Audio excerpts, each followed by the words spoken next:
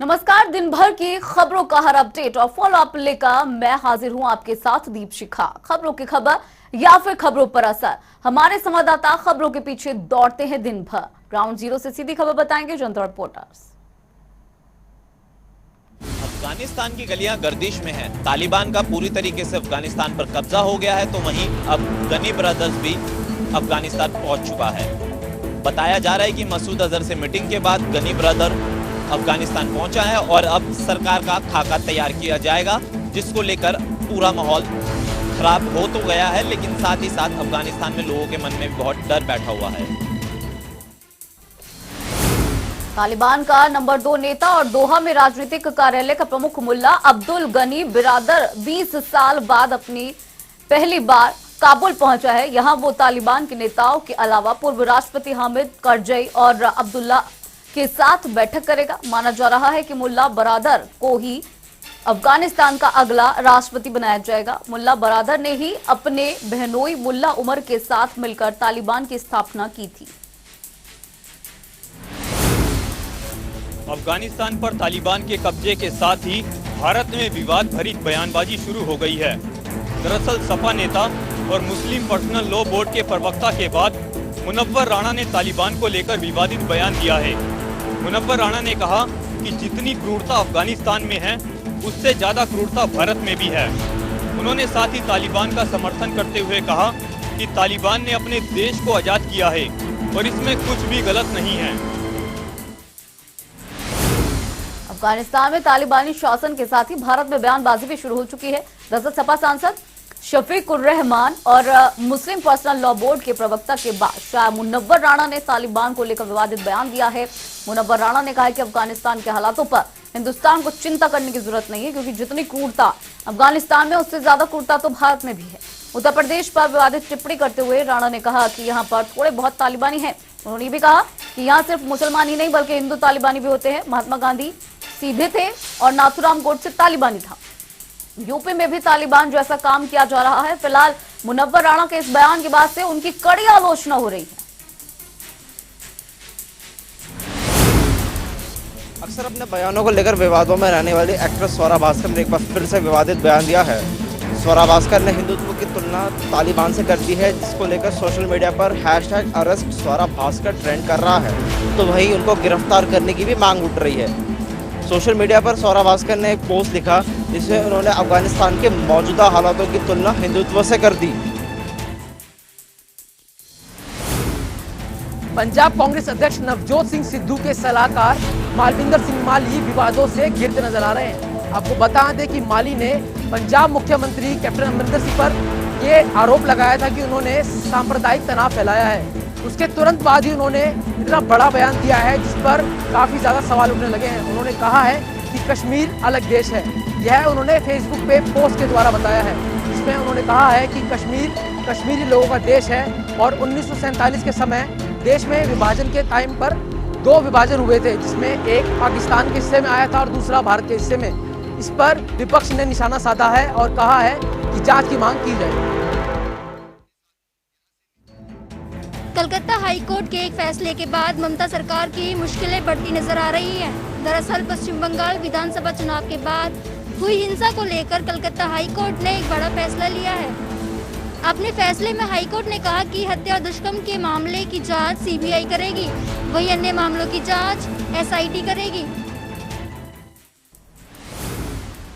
Kolkata high court के एक फैसले के बाद से ममता सरकार की मुश्किलें बढ़ती नजर आ रही। दरअसल पश्चिम बंगाल विधानसभा चुनाव के बाद हुई हिंसा को लेकर कोलकाता हाई कोर्ट ने एक बड़ा निर्णय लिया है। कोर्ट ने हिंसा की जांच केंद्रीय जांच ब्यूरो यानी कि सीबीआई को सौंप दी है। अपने फैसले में हाई कोर्ट ने कहा है कि हत्या और दुष्कर्म के मामलों की जांच सीबीआई करेगी, वहीं दूसरे मामलों की जांच विशेष जांच दल यानी एसआईटी करेगी।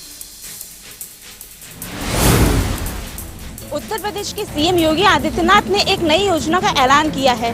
उन्होंने ऐलान किया है कि 1 करोड़ छात्रों को स्मार्टफोन, टैबलेट और लैपटॉप दिया जाएगा।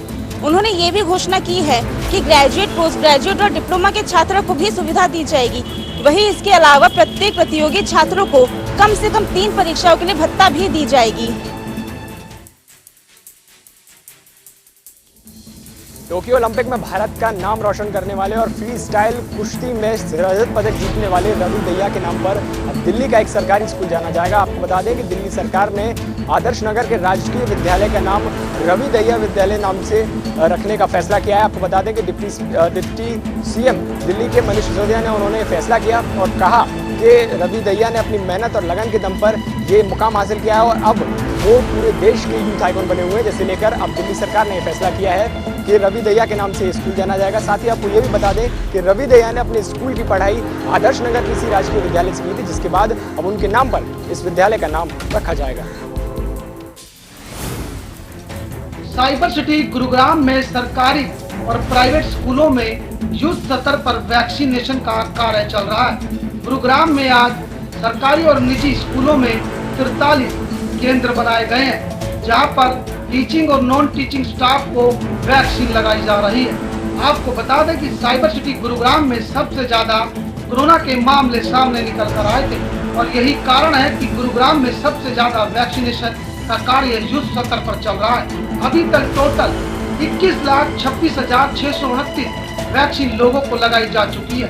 तो वहीं फर्स्ट डोज की बात करें तो 15,50,000 लगभग लोगों को फर्स्ट डोज लग चुकी है और दूसरी डोज की बात करें तो 5,36,000 लोगों को अभी तक वैक्सीन लगाई जा चुकी है।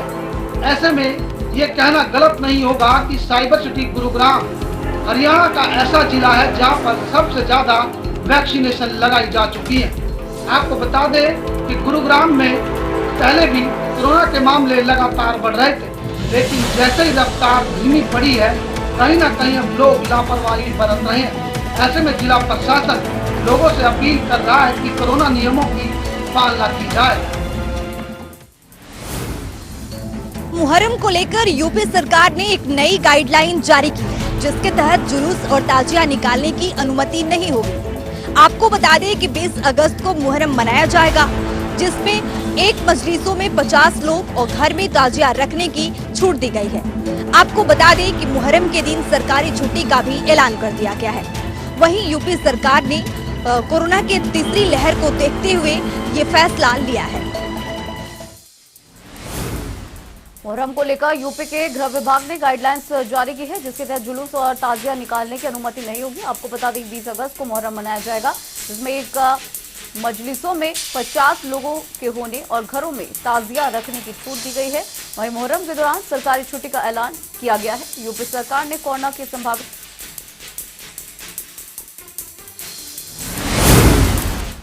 थाना मंडी के कालस करियोट इलाके में चल रहे आतंकी और सुरक्षा बलों के बीच में जो मुठभेड़ सुबह से चल रही थी, उसमें एक आतंकी को सुरक्षा बलों ने मार गिराया है। और आपको ये बता दें कि इसमें 2 जवान जो है वो जख्मी हुए हैं और एक जेसीओ जो है वो इसमें शहीद हुआ है।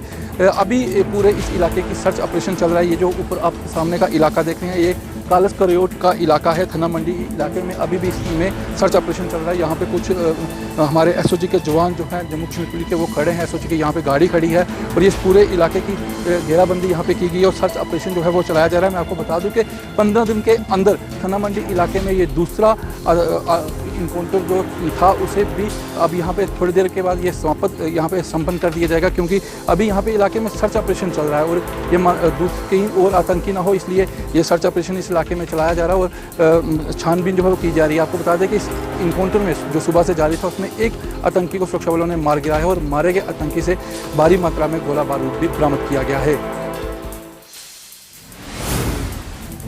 हरियाणा के मुख्यमंत्री मनोहर लाल ने वीरवार को पंचकुला में अन्नपूर्णा उत्सव कार्यक्रम में शिरकत की।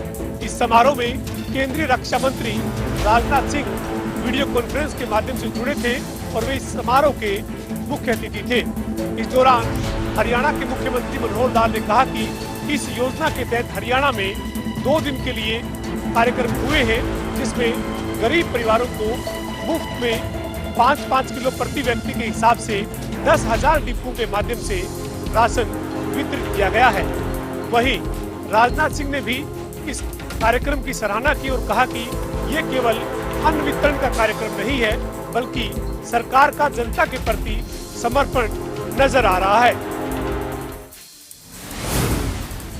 पीएम नरेंद्र मोदी की गरीब जन कल्याण योजना के तहत फरीदाबाद में आज 2 दिवसीय अन्नपूर्णा महोत्सव का समापन किया गया। समापन के अवसर पर फरीदाबाद विधानसभा क्षेत्र के विधायक नरेंद्र गुप्ता ने फरीदाबाद के संत नगर में अभावग्रस्त लोगों को अनाज वितरित किया। इस मौके पर जहां प्रशासन के अधिकारी मौजूद रहे, वहीं डिपो होल्डर्स को नरेंद्र गुप्ता द्वारा मंच से सख्त चेतावनी दी गई कि अगर उन्होंने अभावग्रस्त लोगों के हक पर डाका डाला और धांधलीबाजी की तो सरकार उन्हें किसी भी सूरत में नहीं बख्शेगी। आपको बता दें कि फरीदाबाद में 2 दिन ये अन्न महोत्सव चला है और इस अन्नपूर्णा महोत्सव में फरीदाबाद के लगभग 2 लाख परिवारों के 10 लाख लोगों को अन्न वितरित किया गया। इसके अलावा जो लोग इन 2 दिनों में अन्न लेने में असमर्थ नजर आए हैं, उनके लिए डोर टू डोर सुविधा प्रशासन द्वारा उपलब्ध कराई जाएगी और विधायक द्वारा यह सख्त दिशा निर्देश दिए गए हैं कि अधिकारी इस बात को सुनिश्चित करें कि इस तरह घर घर जाकर जो वितरण किया जाएगा अनाज में, उसमें किसी भी तरह की धांधलीबाजी ना हो। जो नारा दिया गया था कि आपदा में भी लोग भरपेट खाना खाकर निश्चिंत होकर सोएं, उसे सार्थक करते हुए यह अन्नपूर्णा महोत्सव एक सफल कार्यक्रम साबित हुआ है। हरियाणा विधानसभा का मॉनसून सत्र शुक्रवार को शुरू होने वाला है। इसको लेकर सत्ता पक्ष और विपक्ष ने पूरी तैयारी कर ली है। वीरवार को चंडीगढ़ में कांग्रेस की विधायक दल की बैठक हुई, जिसमें सरकार को जिन मुद्दों पर घेरना है उस पर रणनीति को अंतिम रूप दिया गया है। कांग्रेस ने काम रोको प्रस्ताव समेत कई ध्यानाकर्षण प्रस्ताव भी दिए हैं। खास तौर पर पेपर लीक मामला, बेरोजगारी, किसानों का आंदोलन समेत कई ऐसे मुद्दे हैं जो सरकार के गले की फांस बन सकते हैं। हालांकि सरकार का साफ कहना है कि विपक्ष के हर मुद्दे का जवाब सरकार देगी। ऐसे में तय है कि विपक्ष की जो तैयारी है उसके चलते सदन की कार्यवाही काफी हंगामेदार रह सकती है। हिमाचल प्रदेश में कोरोना संक्रमण का खतरा एक बार फिर से गहराने लगा है। दरअसल पिछले कुछ दिनों से लगातार मामलों में बढ़ोतरी देखी जा रही है, जिससे राज्य सरकार की चिंता एक बार फिर से बढ़ गई है। आज राज्य सचिवालय में मुख्यमंत्री जयराम ठाकुर ने कोविड-19 को लेकर सभी डीसीज के साथ बैठक की है। ये बैठक वर्चुअल माध्यम से हुई, लेकिन इसमें ये जानने की कोशिश की गई कि आखिरकार क्या वजह है जो मामले इतनी तेजी से हिमाचल प्रदेश में एक बार फिर से बढ़ने लगे हैं। मुख्यमंत्री जयराम ठाकुर ने आदेश दिए हैं कि जो बंदिशें लागू की गई हैं उनको कड़ाई से पालन कराना होगा। यमुनानगर में शराबी टीचर ने स्कूल में किया हंगामा। ये तस्वीरें अजीजपुर कला गांव की है, जहां पर राजकीय माध्यमिक विद्यालय में पढ़ाने वाले प्राइमरी टीचर ने जमकर हंगामा किया और शराब के नशे में प्रिंसिपल और छात्र छात्राओं से भी बदतमीजी की। प्रिंसिपल ने आरोप लगाते हुए कहा कि ये टीचर अक्सर जो है शराब के नशे में स्कूल आता है और कई बार इसको समझाया गया कि इस प्रकार से स्कूल में ना आया करे। हालांकि ये प्राइमरी स्कूल में पढ़ाने वाला है और अभी प्राइमरी की क्लासें शुरू नहीं हुई, लेकिन फिर भी ये शराब के नशे में जब स्कूल आया तो आसपास के ग्रामीण जो है वो पहले भी इसको समझा चुके थे। सभी लोग वहाँ पर इकट्ठा हुए और प्रिंसिपल द्वारा जो है पुलिस को वहाँ पर बुलाया गया और सभी ने पकड़कर उस टीचर को पुलिस के हवाले कर दिया। भिवानी के गौशाला मार्केट में आज एक युवक पर ताबड़तोड़ कुछ लोगों ने हमला कर दिया। वो लोग ऐसा लग रहा था कि पहले रेकी कर रहे थे। वो सारा का सारा मामला सीसीटीवी कैमरे में कैद भी हुआ।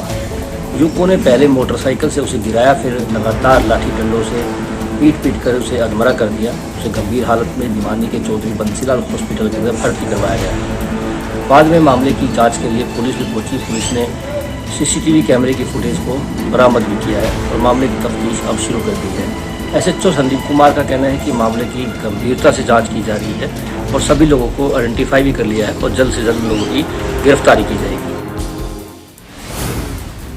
रोहतक जिले के नौनद गांव में झाड़ियों में एक व्यक्ति का शव मिला है, जो कि शव 2-3 दिन पुराना प्रतीत होता है। व्यक्ति की शिनाख्त सोनीपत जिले के गोड़ गांव के रहने वाले वीरेंद्र के रूप में हुई है, जो कि 15 अगस्त को घर से लापता हो गया था। फिलहाल इस मामले में सापला थाना पुलिस जांच करने के लिए जुटी हुई है। यह कोई हादसा है या अनहोनी, पोस्टमार्टम रिपोर्ट आने के बाद ही मौत के वास्तविक कारणों का खुलासा हो पाएगा। हालांकि परिजन किसी प्रकार की कोई भी अनहोनी से शक जता रहा है। देश व प्रदेश की सरकार खेलों को बढ़ावा देने के लिए रोज नई नई नीतियां बना रही है। लेकिन कुछ खिलाड़ियों को मदद न मिलने के कारण खेल को अलविदा कह चुके हैं। हम बात कर रहे हैं चरखी दादरी के प्रेमगंज नगर निवासी एथलीट दया किशन की, जिसने सरकार से कोई मदद न मिलने पर खेल को अलविदा कहा है। सब्जी मंडी में सब्जी बेचने का काम कर रहे हैं। आपको बता दें कि हमीरपुर में एचआरटीसी 20 मिल वर्करों की हड़ताल तीसरे दिन भी जारी है। मजदूरों और कर्मचारियों द्वारा यह मांग की जा रही है कि पिछले 10 वर्षों से वे अपनी सेवाएं दे रहे हैं, लेकिन आज दिन तक उन्हें अनुबंध पर नहीं लाया गया है। उन्होंने प्रदेश सरकार से गुहार लगाई है कि जल्द से जल्द हमें अनुबंध पर लाया जाए, जिसके चलते उन्होंने टूल डाउन हड़ताल की है, जिसके कारण जो है एचआरटीसी हमीरपुर वर्कशॉप में भी काम प्रभावित हो रहा है। चलिए फिलहाल रुकेंगे छोटे से ब्रेक के लिए।